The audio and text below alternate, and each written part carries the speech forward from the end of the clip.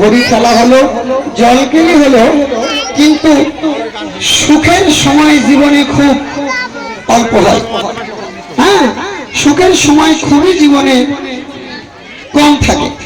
এখানে কোন জানি দুষ্ট লোক বলেছে তোমার বৌমা সূর্য পূজা নয়, কৃষ্ণ পূজা করছে। শুনে তো জটিলা রাগ হলো। এখানে জটিলা কুটিলা আয়ান তিনজনে সূর্য মন্দিরের দিকে আসতে লাগলেন। গালের উপরে সুখ সারি বলে দিল, আর দেরি করো না, তোমরা সূর্য মন্দিরে উপস্থিত হও। সবাই মিলে সূর্য মন্দিরে গিয়ে উপস্থিত হলেন। দীনমণি প্রণমিতে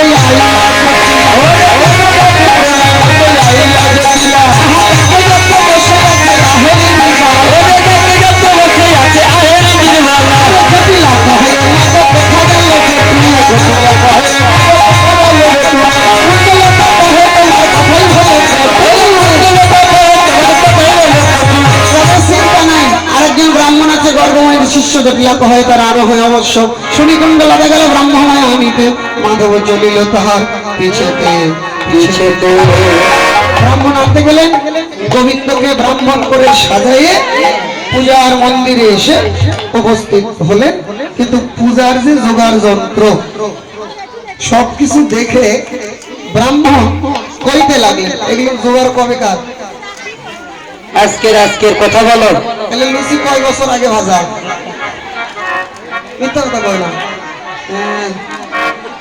যা কবিতায় আমার মানা লাগে এখনই বাজছে বাবা, কবে কার? বিশ্বাস করে না, মিথ্যা কথা কয় না, খালি ঝগড়া করে আমার সাথে। তাহলে আমাকে একটু আগে আগে লুচি সুজি আগে দাও, আগে খাইয়ে চেক করি দেখি, তারপরে পূজা করি। আমি না, পটু বলছে গোপীদেরকে, আমি না, আমি ভাবো নাকি পূজার আগে পাগল। পটু ব্রাহ্মণ গোপীদেরকে বলছে যে তোমাদের এই জোগাড়, মানে কঠোর পূজার দিকে মন নাই, খাওয়ার দিকে মন। মালা না সুতা, হ্যাঁ পূজার দিকে মন নাই। ক্ষীরের নাড়ু থেকে বটু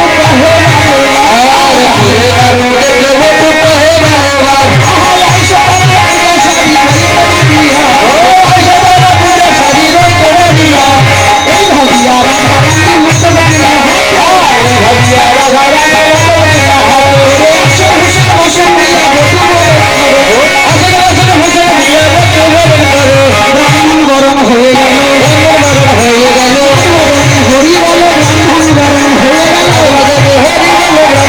হয়ে গেল।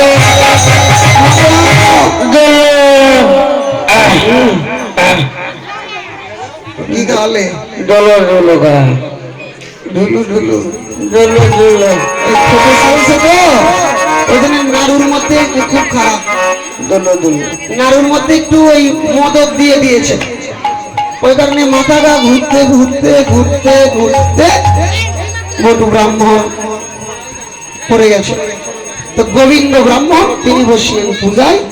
রাধার পূজা করছে কৃষ্ণ, আর কৃষ্ণ পূজা করছে রাধারানী। তো আমি মন্ত্র বললে আপনারা ফুল দেবেন, আগে দেবেন না।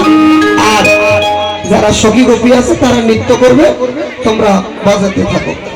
আমরা পূজার জোগাড় গুলো আগে দিয়ে দেয়।